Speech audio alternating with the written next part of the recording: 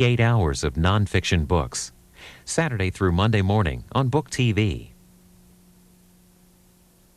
Next, Scott Anderson talks about his new book, The Man Who Tried to Save the World, The Dangerous Life and Mysterious Disappearance of Fred Cuny. It chronicles the experiences of American relief worker Fred Cuny, who disappeared in Chechnya in 1995. Mr. Anderson also describes his own near-death encounters in the Chechnyan war zone. He talked about his book at the Barnes & Noble on the Upper West Side of Manhattan.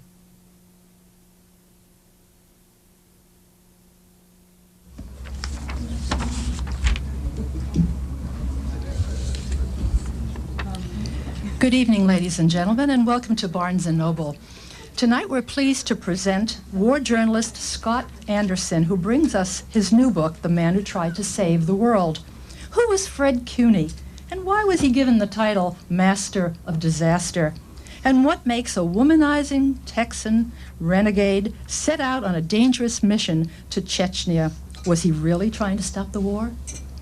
On the trail of Cuny's mysterious mission, Anderson stunningly narrates the account of his own descent into hell in an attempt to solve the questions left behind by the man who tried to save the world. Ladies and gentlemen, please welcome Scott Anderson.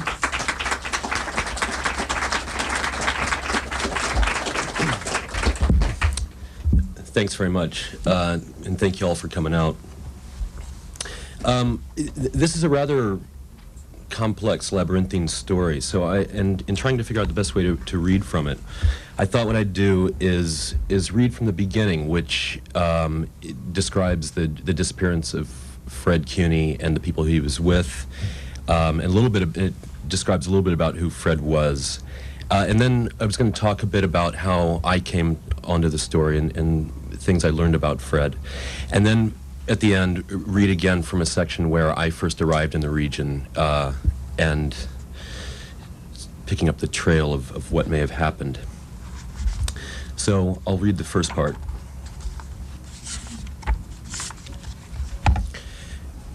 Shortly after 11 o'clock on the morning of March 31st, 1995, 5 people emerged from a building at the south end of the main square of Slepstovskaya, a small town in the northern Caucasus Republic of Ingushetia.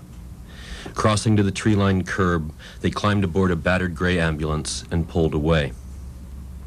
The 2-story building they had just left housed a Russian government agency known as the Emergency of Emergency Situations. There had been a number of emergency situations in the Russian Federation since the collapse of the Soviet Union, but the most pressing one in Ingushetia that spring was the war in neighboring Chechnya. At the end of March, the conflict between the Russian army and Chechen separatists was only 14 weeks old, but already tens of thousands were dead, whole towns and cities flattened, and the tide of battle had moved steadily westward to lap at the Ingushetia border. In Slepstovskaya, a dusty, dull town less than a mile from the frontier, the fighting was now so close that on some nights its windows rattled from the concussion of Russian artillery, certain breezes carrying the sounds of combat so distinctly that it seemed the war had reached its own streets. But it was at night that most of the killing in Chechnya took place, and when the ambulance left the main square that sunlit morning, all was quiet. The 5 people in the ambulance were bound for Chechnya. In addition to the local driver, the party consisted of 2 Russian Red Cross doctors, an interpreter, and the leader of the mission, a 50-year-old Texan named Fred Cuny. An already imposing figure at 6'3", made more so by his trademark hand-stitched cowboy boots with their 2-inch heels, Fred bore a strong resemblance to the late actor Slim Pickens, a comparison accentuated by his somewhat paunchy frame and a soft North Texas drawl. While not strikingly handsome by traditional measure, there was about him an extraordinary sense of self-assuredness, an air of quiet authority that most people found deeply charismatic. Women, in particular, seemed to find him quite entrancing. With his close-cropped graying hair, habitual lopsided grin, and vaguely martial bearing, he gave the impression of an aging ex-military man who was not taking very good care of himself. And he looked rather out of place in the wilds of the North Caucasus. Then again, Fred Cuny looked out of place in most of the forsaken places he usually found himself in.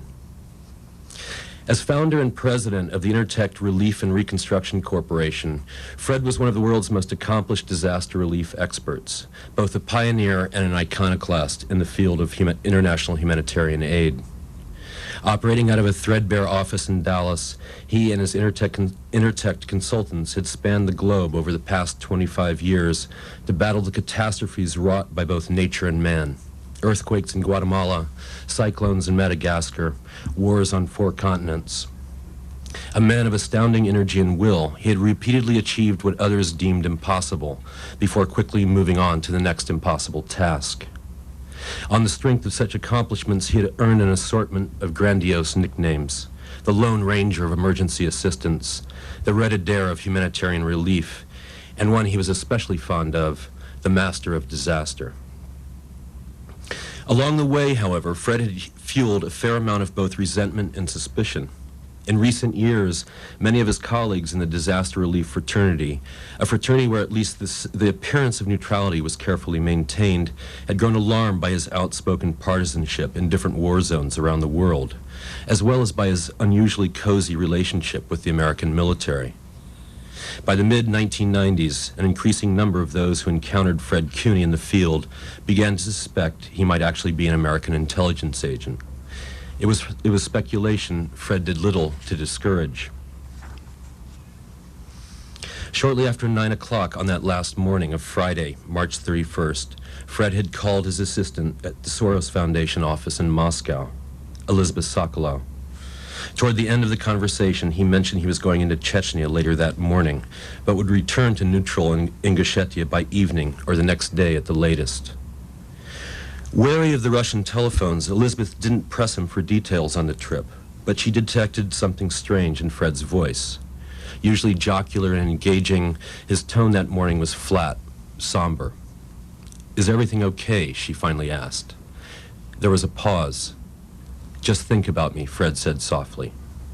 Those were to be the last words the outside world would ever hear from Fred Cuny.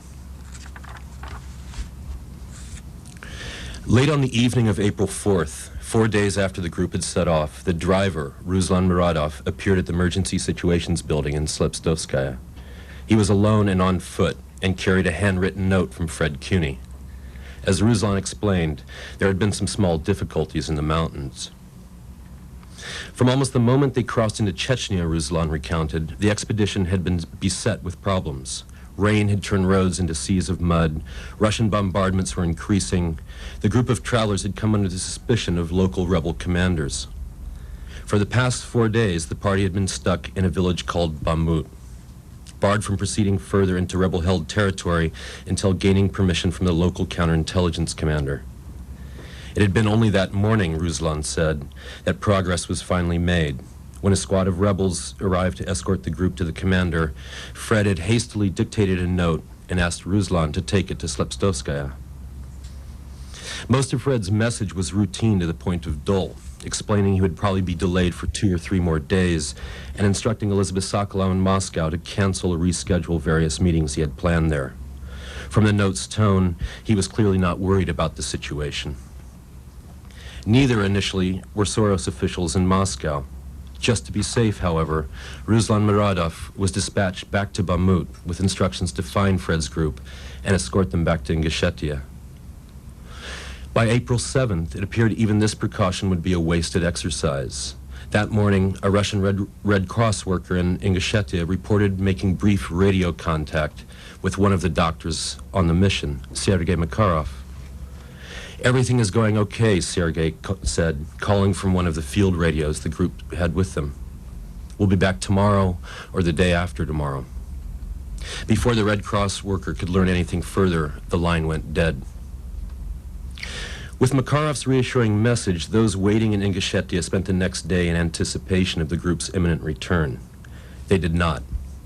Then, at dawn, on October 10th, the Russians unleashed an all-out offensive on Bamut, effectively sealing off the area. When Ruslan Muradov finally made it out of the mountains, he explained that he had been unable to find the group, that no one in Bamut knew where they were. By late April, with still no sign of the missing group, the first of what would become many searchers began making their way toward the North Caucasus. It was just about then that Ruslan Muradov vanished as well. Through that spring and summer of 1995, the story of those lost in Chechnya would move governments and attract worldwide media attention. The case would draw the personal involvement of at least 4 heads of state, including the presidents of the United States and Russia. It would also lead to one of the oddest manhunts in history, one involving an array of private citizens, as well as CIA and FBI agents, Russian intelligence officers, and Chechen rebel commanders. Along the way, there would be false sightings, extortion attempts, disinformation campaigns, even a body double recovered from a battlefield grave with a carefully destroyed face. There would also be a pattern of violent death among those reported to have first-hand knowledge of the missing 4. In the end, the searchers would find themselves back almost where they had begun, confounded by the same 2 mysteries that had haunted them from the outset. One was that strange last journey into the mountains, the 5 companions setting off into the very teeth of a war on a mission known only to themselves. The other was the murderous terrain of Chechnya itself, a place where anything can be true and anything a lie. That summer of 1995, New York Times Magazine approached me about writing a profile on Fred Cuny. At that point, there was still some question of whether he was dead or alive. There was a concentrated search effort underway in the Caucasus looking for him. The original idea for the article was I was going to go to Washington and Texas and interview family members and friends and to write a profile about Fred. But as I progressed on the article, I began to discover that Fred was a much murkier personality than I had first thought.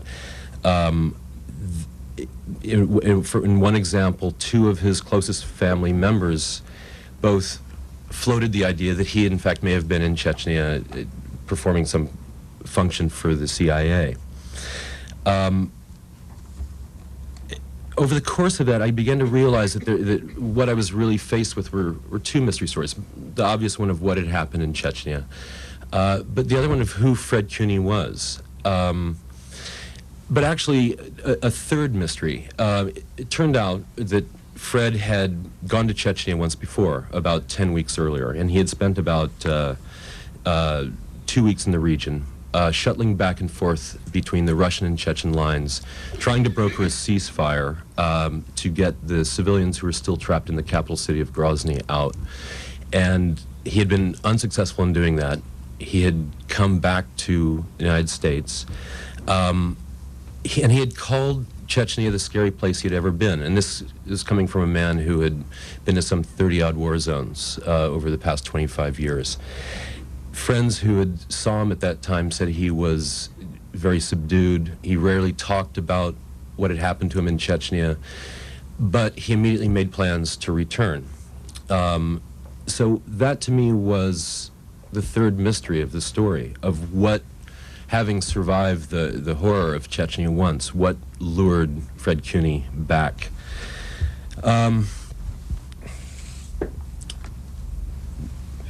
Finding out the answers to those mysteries was both the impetus to write the magazine article, but that also, of course, to eventually write this book.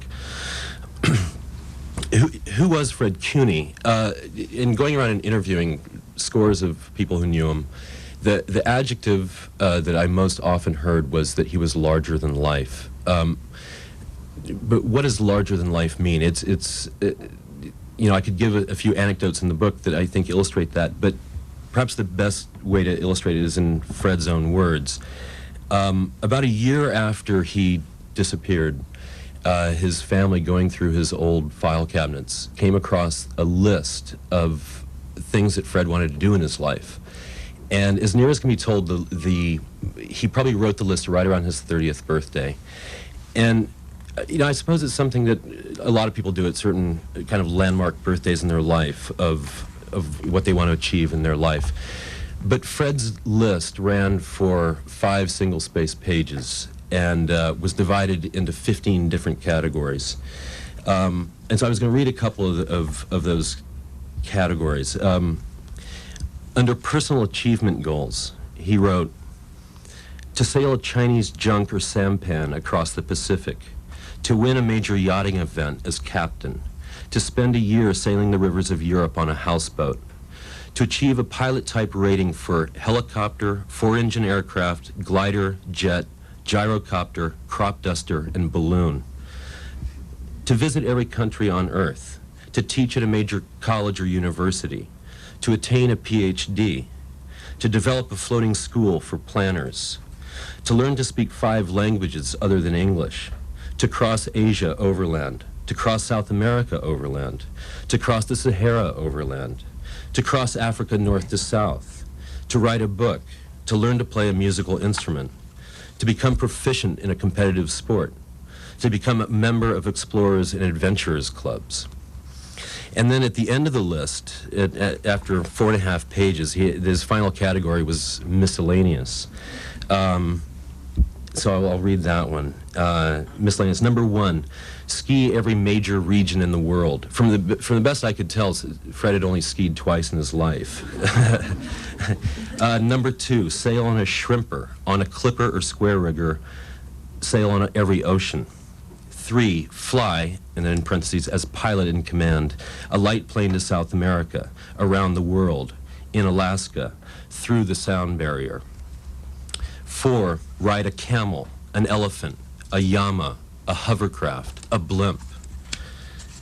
5, drive across the United States, drive from the United States to South America, drive the Alaskan highway, drive in an auto race, and finally, number 6, make love to the most beautiful women in the world.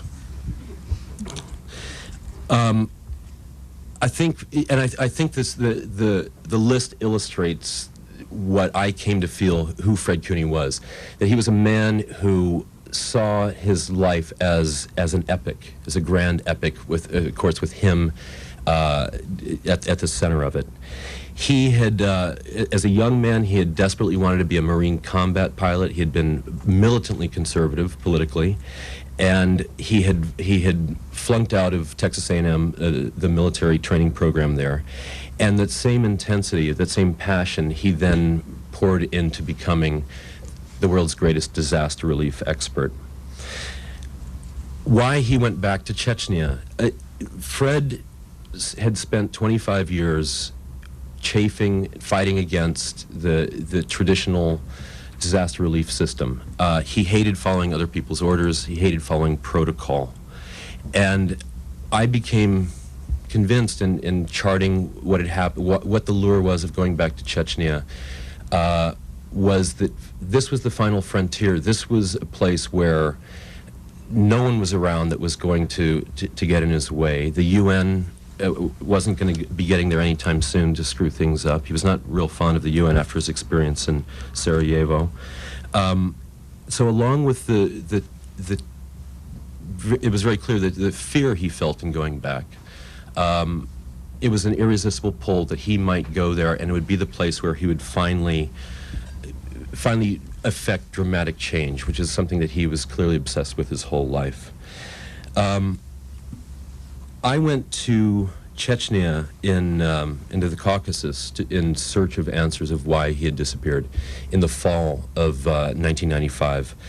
At that point, Fred had been missing for 7 months. The search that had been in part led by his family had ended about 2 months before.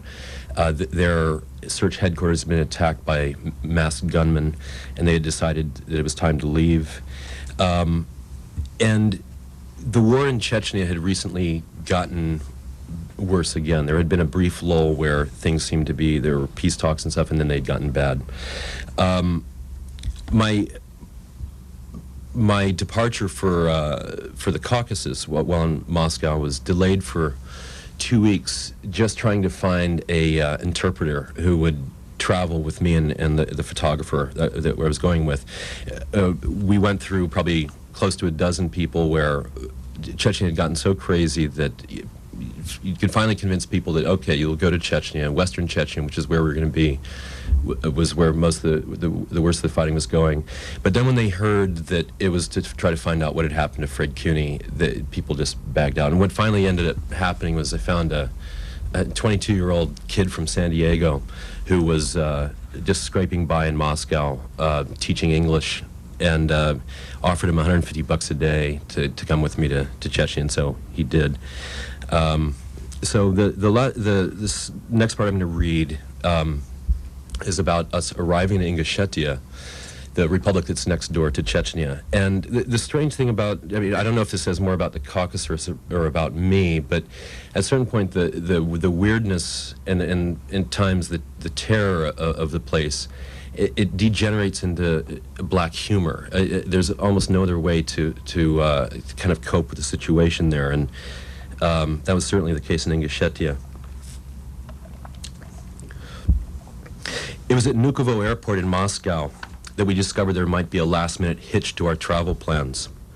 Rushing through a dank terminal room to board the Tupolev jet, revving its engines on the tarmac outside, I asked Ryan to double-check with the gate guard, a stout, middle-aged woman in a blue uniform, that this was indeed the flight to Ingushetia. Perhaps, she shrugged. What do you mean, perhaps? I asked. Perhaps it will go there, but perhaps it will go somewhere else. There has been some small problem at the airport in Ingushetia, so maybe the pilot will prefer to go somewhere else. What kind of somewhere else? I pressed. She became annoyed with me. That doesn't concern you, she spat, shooing us toward the waiting plane. The pilot will decide in the air and inform you at the appropriate time. Actually, I had a pretty good idea of what the small problem at the Ingushetia airport was. 3 days earlier, 7 helicopter gunships had swooped down on the airport to disgorge some 30 well-armed commandos. After spraying the parking lot with machine gun fire, killing 1 civilian and wounding 2 others, the commandos had robbed the airport office and coffee shop, then clambered back aboard the gunships. Within minutes, the flotilla had disappeared over the horizon. In a pattern that was now familiar, the Russian government had first denied responsibility for the attack, and even implied it might be the handiwork of the Republic of Georgia. Finally, the Defense Ministry had begrudgingly admitted the attackers were Russian commandos, offering that they had gone to the airport to, quote, familiarize themselves with local developments, after hearing reports that Chechen rebels were gathering there. Precisely why the rebels would choose to congregate in broad daylight at an airport in a neutral country, or how they might have reached it without the knowledge of the thousands of Russian troops billeted nearby, was left open to speculation. Our pilot evidently decided against a landing in Ingushetia, evidently because he never bothered to inform anyone. Instead, as we descended into a fertile valley, the snow-capped Caucasus Mountains rising spectacularly in the distance, passengers peered down at the land and debated amongst themselves where we might be. Kabardino-Balkaria, it turned out, 2 republics over from Ingushetia. Somehow, it seemed a completely fitting introduction to the North Caucasus. Sitting in his spacious office on the 3rd floor of the presidential palace and dressed in Russian army camouflage fatigues, General Ruslan Ashev, the president of Ingushetia, explained the concept behind the amusement park.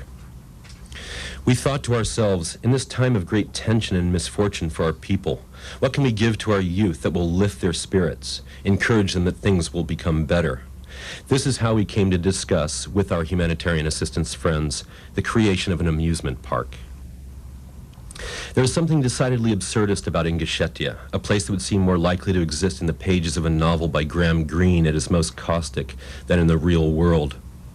A tiny, semi-autonomous Russian republic, it is about 1/4 the size of neighboring Chechnya, or considerably smaller than Rhode Island, but beset with world-class problems. In 1992, 40,000 refugees were added to its population after a disastrous war with its neighbor to the west. By late 1995, its population had mushroomed once again, with some 70,000 Chechens fleeing the war to the east. This enormous refugee population, together with a shattered local economy and the periodic armed incursions into its territory by others, would seem to make the Republic an unlikely tourist destination. But that appears to be President Ashev's ultimate goal. He has declared Ingushetia an economic goodwill zone, and with the help of a Slovakian relief organization, is overseeing the construction of a small entertainment hub in the capital of Nazran, a coffee shop, the fabled amusement park, with plans to expand from there. On the drawing boards is an aquatic theme park on a nearby lake, a large luxury hotel, perhaps even a golf course. Until this bold vision comes to fruition, Nazran remains a sleepy town of some 30,000, the only interruption on its somnolence taking the form of Oshef's presidential motorcade. About a half dozen times a day, the motorcade, consisting of an armored black Mercedes limousine and a soldier-laden Humvee flanked by motorcycle outriders with flashing lights and loud sirens, races down the capital's one principal paved road at great speed. If the residents are annoyed by these constant sound and light shows, Oshef probably isn't too worried. After all, a man elected with 99.99% of the vote can afford to ruffle a few feathers. Despite its preposterousness, any search for answers into the disappearance of Fred Cuny and his companions begins in Ingushetia. It is here that the Soros relief operation was based, and it was from here that the group left on that doomed journey into the mountains. It is also possible that it was here where their fate was sealed, for ever since the carnage in neighboring Chechnya began, the English government has performed truly acrobatic feats of wartime duplicity. Although officially neutral in the conflict, Ingushetia has served as both a back base and supply route for the Russian military, and as a safe haven and supply route for the Chechen rebels. Both President Oshef and his vice president are reported to be close friends of Zhokhar Dadayev, the Chechen rebel president, even as Oshef remains a standing one-star general in the Russian Air Force, and his vice president was until recently a lieutenant general in the KGB. According to popular rumor, Dadayev has maintained these friendships with frequent visits to Nazran, driving over from Chechnya. At first glance, the story seemed bizarre, since to reach the English capital required Dadayev to pass through a number of Russian army checkpoints at a time when there was a bounty on his head, and Nazran itself swarmed with senior Russian officers. Then again, this was the Caucasus. Oh yes, Dadayev comes here a lot. He and the president fought in Afghanistan together, so they have a special bond. The speaker was a young English policeman whose main function, it appeared at first glance, was to watch over the construction of the amusement park. In defense of President Oshef, it wasn't as if you were trying to build a rival to Disney World. Rather, the completed park would consist of 4 small traveling carnival-type rides, a bumper car rink, a tilt-a-whirl, a fiberglass dragon that would hoist a passenger cage some 20 feet in the air. On this particular day, progress seemed to have... They're working especially hard, the policeman offered, because of the grand opening on Saturday, the president's 40th birthday. Actually, the policeman had double duties, as I discovered when crossing the short expanse of broken ground between the amusement park and the presidential guest house. The hotel consisted of 3 low brick buildings set behind a high wall, and it was from here that Fred and Galina Olyanek, his interpreter, had left that last morning of March 31st. After walking me to the gate, the policeman abruptly stopped and leaned close to mutter under his breath, "Be careful while you're here. This is a very dangerous place." I thought he was referring to the guest house, but then he added, "Ingushetia, all the Caucasus. You can't trust anyone here." My confusion over the range of his warning was understandable given the number of guest house clients who had vanished in recent months. Musa Gadaborshev, the stooped, rheumy-eyed old man who managed the hotel, could remember at least 5.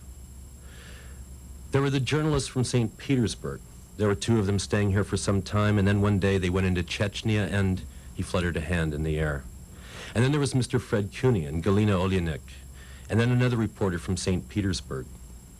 Sitting in the guest house lobby, Gadaborshev thought for a moment. Maybe 1 or 2 others. I can't remember now. I asked what he recalled of Fred and Galina. "Excellent people," he said, "and great friends to the English people. Galia was staying here for a long time, and of course I knew Mr. Fred from his first trip. A great man, very friendly." Gadaborshev shook his head sadly, and still to this day we don't know what became of them. 4 blocks away from the guest house stands the presidential palace, a white 3-story building about the size of a traditional county courthouse in the United States. In his office on the third floor, President Oshev, a small, dark-featured man in camouflage fatigues, was clearly preoccupied by the Russian gunship assault on his national airport earlier in the week. When the conversation turned to the matter of Fred Cuny and his lost companions, however, the president became animated. Leaping up from his desk, the general crossed to an enormous map of Ingushetia and Chechnya on his office wall and deftly unfurled a telescoping pointer. "We were very energetic in our search. We looked for him here and here and here," he said, jabbing at different points across the breadth of Chechnya. "We looked for him everywhere, and we heard many stories, but in the end," he sighed, set the pointer against the wall. "Well, I think at this point, we must assume he encountered some group involved in finances." "Finances?" I asked. "Finances and narcotics." When asked if the financiers he now believed responsible were more likely to be Russian or Chechen, the president shrugged. Impossible to say, but criminal, certainly criminal, operating beyond the scope of any authority. Throughout the summer-long manhunt, President Oshev had given searchers a variety of mixed signals. While he had been solicitous in meeting with Cuny family members and dispatched a number of his emergency situations officials to assist them in the field, there had also been times when he seemed to block the investigation from pursuing certain leads. He had developed a habit of repeatedly telling searchers that news would be forthcoming soon, only to then explain that another delay had been encountered. The difficulty in pursuing any of these inconsistencies was that no point could be pressed too forcefully. Given the English government's double-dealing role in the Chechen War, even a possible role in Fred's disappearance, all queries had to be couched in larger discussions of the current political situation. Questions about Fred slipped in unobtrusively. We were searching for answers to a mystery we could never admit to being very interested in. That Saturday, I returned to Nazran for the grand opening of the amusement park. A large expectant crowd had gathered, and shortly after 2 o'clock, President Oshev's motorcade, having raced the 4 blocks over from the palace, skidded to a halt in the dirt parking lot. Trailed by assorted government ministers, the president emerged from his Mercedes and, acknowledging the shouted birthday greetings of his countrymen with a smile and friendly wave, stepped forward to cut a large red ribbon, officially opening the park. It was just about then that things turned ugly. Within seconds, all 4 rides had been overwhelmed by a sea of children. On the tilt-a-whirl, a semblance of order was only established by allowing up to 4 children to ride in each seat, far beyond the machine's weight limit. At the bumper car rink, the situation was hopeless. With each car laden under the weight of a half-dozen passengers, they could do little more than nudge against the shins of others trying to climb aboard. Within the hour, 4 of the tilt-a-whirl carriages were broken, and the dragon ride had been closed after an alarming crack had opened in its neck. When I returned the next day, the dragon had already been hauled away, and the other 3 rides were in the process of being dismantled. The young policeman standing before the presidential guest house sauntered over to my side. "End of the season," he explained. After a time, he turned. "You should have been at the palace last night," he said softly. Dadaev came over for the president's birthday party. Thank you.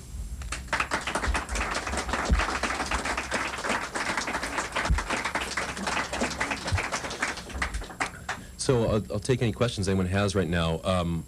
We're going to delay a little bit because we need to get the boom mic over to whoever's asking questions. So, anyone?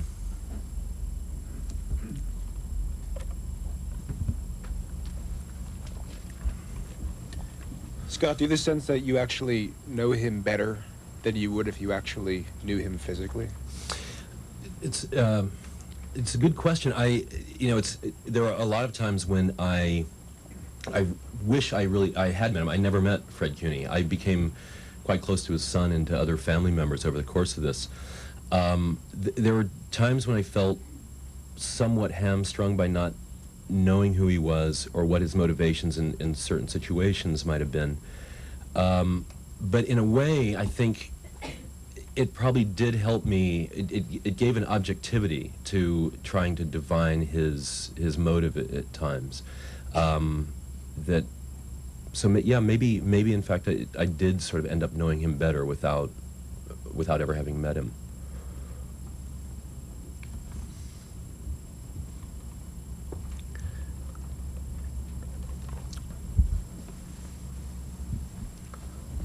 Scott, what was the American government's role in Cuny's mission to Chechnya? Do you think there was one?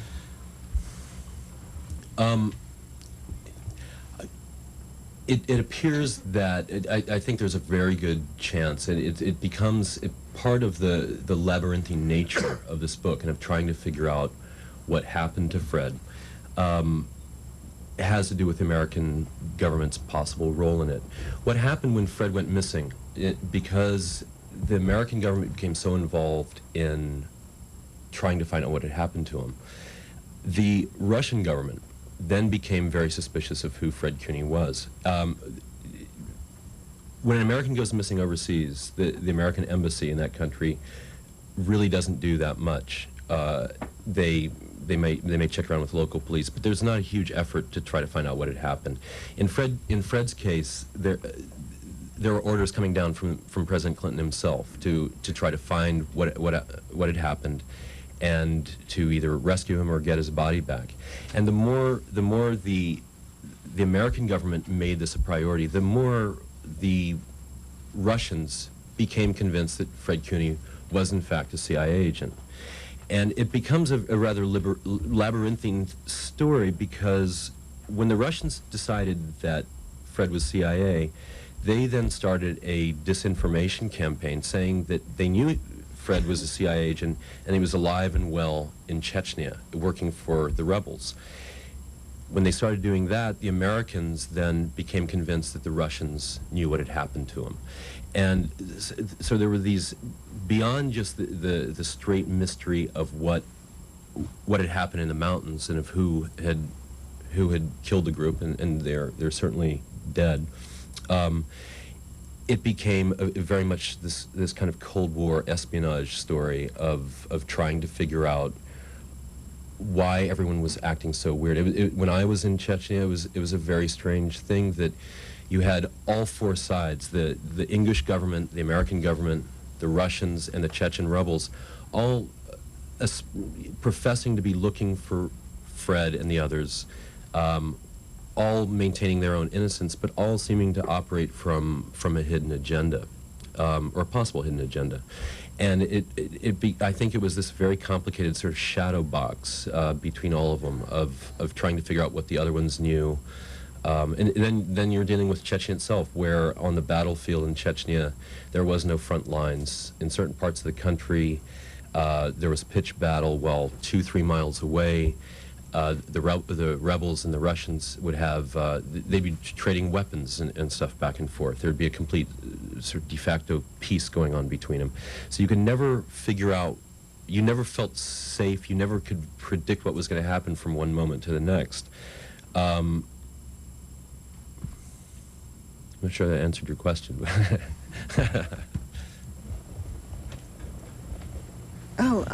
You're obviously someone who takes risks himself. Was there ever a time where you felt threatened? Seriously threatened? Yeah. Yeah, I don't know. I don't really know how to describe what Chechnya was like to really. The only way I've been able to describe it, and forgive me if it sounds kind of macho or something, but I've been going to war since 1983.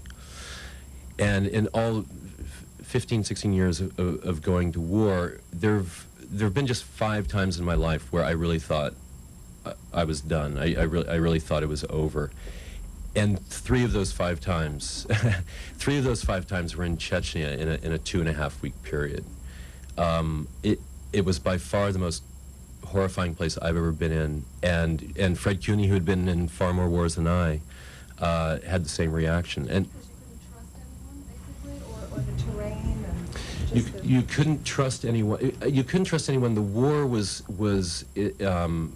completely unpredictable, and by going to try to find out what had happened to Fred Cuny, it maybe gave an added element of danger. Chechnya is an incredibly small country. The whole country of Chechnya is only the size of Connecticut, and the area where Fred disappeared in with the others is only a small corner of that. So in traveling through that area, while there was the regular combat going on, I realized that the people I was talking to probably also knew, and may have even had a hand in his death and the death of the others.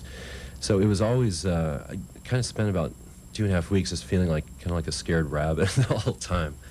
Funnily enough, that just as an example of that, when I got back to New York, and I was it was when the Times Magazine piece was running. They had me come in to look at photos of that were going to run in the magazine article. And I remember flipping through all these photos and just very quickly, and saw this photo of kind of a head and shoulder shot of 3 people, and I very quickly recognized the 2 guys on either side, but not the guy in the middle, and kind of flipped on, and I thought, well, who was that? And I went back to it, and it was me. But I looked so crazed and scared that I didn't recognize myself. So.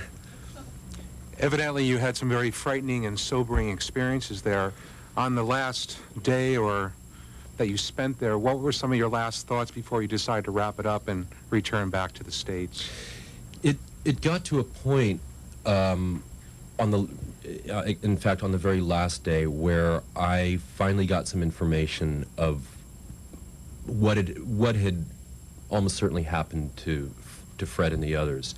And at that point, it was made clear to me by the person who gave me the information, who I talk about in the book, that it was time to get out.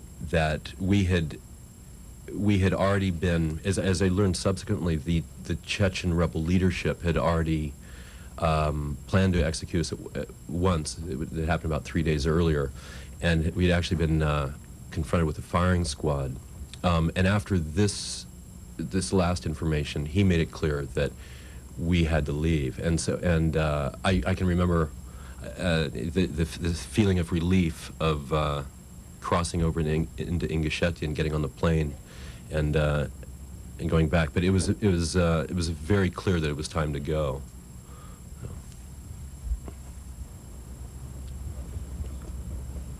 Ridiculous question number 4. I don't mean they were ridiculous, I mean mine is there something of the adrenaline junkie in you? Yeah. Like yeah. the P.J. O'Rourke's Vacations in Hell, you say, oh, I'm a parasite on catastrophe, I'll just go visit this place which is near death, and I'll be near death. Oh, yeah, absolutely, and I think that there was an element of that in Fred Cuny as well, and along with the idea that he was going there to save it. I think that a large part of it was he had become a junkie to the excitement of it. There was a friend of his right before he left and knew Fred was going back to Chechnya, said, why go to Chechnya? Why, he had another project going on in Bangladesh, and he said, why, if you need a trip, why don't you go to Bangladesh? And Fred said, I'm afraid the Bangladeshis of the world just don't interest me that much anymore. And I definitely recognize a part of that in myself. And I think in a way, or I hope in a way, as does my family, that Chechnya, it was kind of hitting rock bottom in this way, and it's kind of given me pause about doing anything that kind of crazy again. But.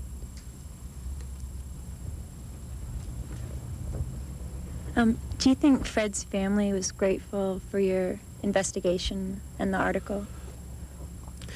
Yeah, I just got a note from Fred's mother, who's in her late 70s, just a few days ago, and I was really kind of worried about what the family's reaction was going to be, because like I said, I've gotten quite close to him over the course of writing this book, and I also say some rather harsh things at times about Fred in the book. I think they were grateful to the book was written. I think that maybe on an even more personal level, that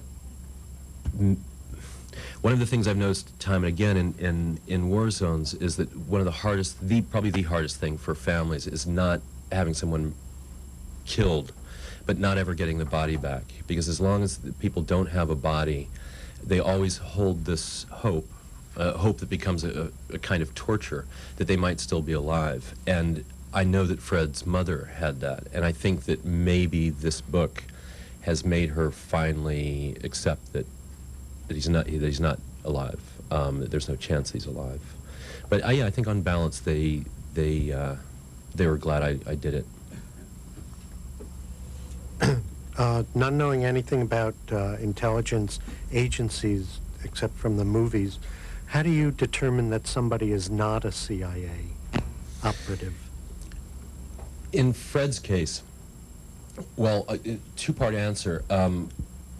I don't discount the possibility, and I explore it quite a bit in the book, that he may have been there doing an intelligence errand, shall I say.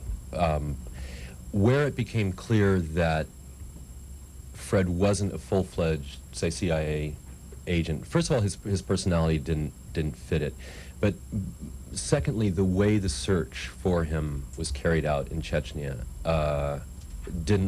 is not the way CIA runs an operation when they're trying to get one of their men out. The family, Fred's family, wouldn't have been allowed anywhere near the area. There wouldn't have been articles written about him, and most of all, they would have gotten the body back. CIA, like kind of any sort of law enforcement agency, they always get, or like in the military, they get the bodies out.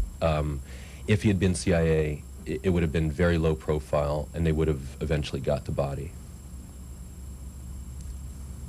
I'd like for you, Scott, to comment on two issues I have with this. Is that one, you've obviously been in other war situations, and you've seen that perhaps in some instances it is desirable for the rebel forces to use foreign involvement, either journalists or UN interventions or third parties' interventions, to propel their own case, to use it as a bargaining chip. My own impression is that it wasn't the case at all in the Chechen War. In other words, the involvement of the West was not at all welcome. That's one. And two, coming from that, is the fact that the value of human life, I don't know how it is in other sort of conflict settings, but over there it certainly didn't seem to be very high. Right. That's certainly true. And the scale of killing that happened in Chechnya, you know, I think with the journalists, I think that I can't say every journalist, but certainly the overwhelming majority that I know or that I read or saw reports from, in the early days of the Chechen conflict, they had a sympathy towards the Chechens. It was hard not to. The Russian military was so savage in what they were doing in Grozny, in the capital. They just decided to wipe out the city in order to take it, and killed tens of thousands of people. But what happened in Chechnya quite quickly was that the rebels started becoming very suspicious of journalists, of relief workers, and a lot of rumors were floating around that journalists were coming into the area, and relief workers, as spies, that they were actually KGB. And it's one theory of what happened to Fred was that at a certain point, I think that the Chechens, because they were getting so little support from the outside world, they just said to hell with journalists. We know we've sort of shown them around, and nothing good has come of it. And I think, you know, and a lot of journalists started getting killed. And in the early days of the war, most of the journalists who were getting killed were killed by the Russians. But then what started happening was that the Chechens started killing them. As far as the value of human life, it seems, my own opinion is that there's something, the way the Russians wage war, and I think you can look back at World War II and see this, is that they have an objective, and they don't care how many people they kill or how many of their own men die in order to achieve it. I remember reading this amazing statistic that in the battle, just the battle for Berlin at the end of World War II, it's from the city gates to the fall of Hitler's bunker, the Russians suffered 250,000 casualties just in Berlin city limits, which is about. It's probably about a quarter of what all American losses were in World War II. The indifference of life, not only just of the Chechen civilians, but of their own men in Chechnya, was unlike anything I've ever seen in any war. Well, were you surprised then that you were spared on 3 occasions? Yeah.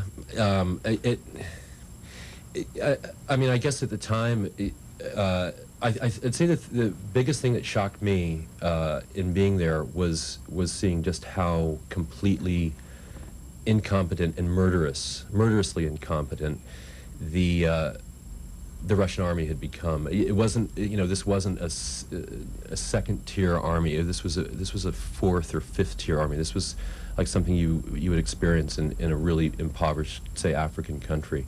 And they were terrified. They were getting shot at, and they were just lashing out at anyone. And to answer your question, the thing I realized, because periodically we'd get into situations where we stopped at a checkpoint, and there'd be this big discussion amongst people of what to do with this. And this seems like kind of a subtle difference, but because that's happened to me in other war zones before. The difference being that in other war zones I've been in, that whole discussion that's being carried out about you is that they're trying to figure out if there's a reason to kill you. Where in Chechnya, the argument was about, is there any reason to let them live? And it seems subtle, but it actually, in practice, it's pretty big.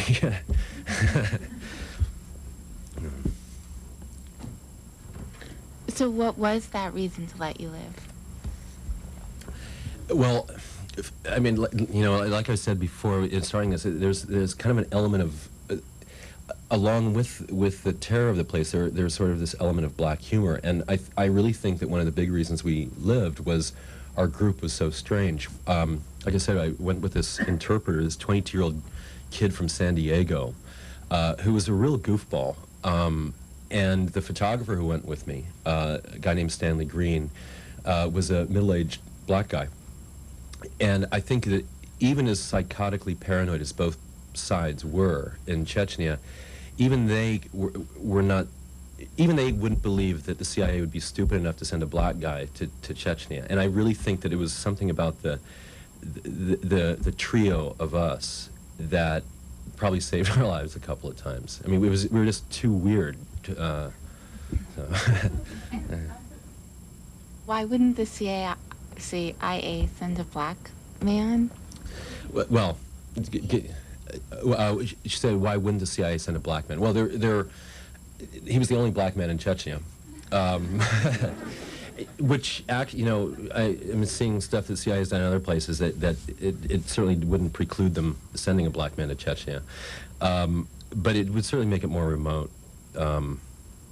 Everyone thought he was, he not only was he black, but he dressed in complete black. He had a black jacket. Everything, his whole outfit was black, and everyone decided that he was a Muslim sniper, which protected us with the Chechens and made the Russians just very nervous, because there's these strange mythologies at work among the Russian military. One being, is a slight digression, that there's this mythology of the Baltic sniper woman, and it's kind of a remake of the Amazon legend, where they're convinced that the Chechens had hired all these 6'2", beautiful blonde women from the Baltic states who to fight as snipers for them, and there are reports in the dispatches in the Russian newspapers about it. And they would you'd read stories of like a Russian soldier at some checkpoint in Chechnya saying he'd seen through his sniper scope this like beautiful woman with a gun who was like raised at him, and he instantly fell in love, so he couldn't pull the trigger, and then he gets killed.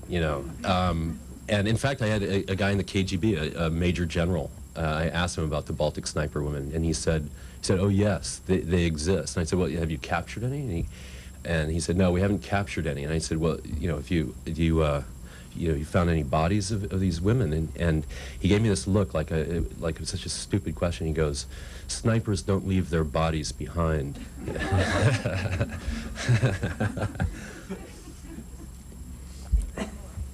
Okay. Should you have another opportunity to add to this book, would you have any regrets or addenda? Not yet. No regret. My biggest regret is that I really wanted to, it became somewhat of a personal crusade. I really wanted to try to get Fred's body. I wanted to get the bodies of all the people because I met the sister of the woman Galina who disappeared too, and Galina had 2 little kids. And when I was in Chechnya, I really wanted, and it's what got us into the final little last leg of trouble, to be able to recover the bodies. I mean, that's the biggest regret I have, that I was unable to do that. And I hope that that does happen. Thank you.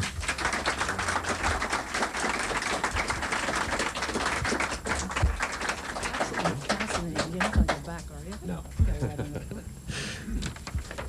Thank you so much for joining us this evening. Those of you who wish copies of the book can step forward in the center aisle. And thank you again for being here. Scott Anderson is the author of other books, including the novel Triage and an oral history from 5 battlefields titled War Zones. He's a recipient of a Pope Foundation Award for Investigative Journalism and was a teaching and writing fellow at the University of Iowa's Writers' Workshop. He now lives in Brooklyn, New York. For more information on his book, The Man Who Tried to Save the World, click onto the publisher's website at bdd.com.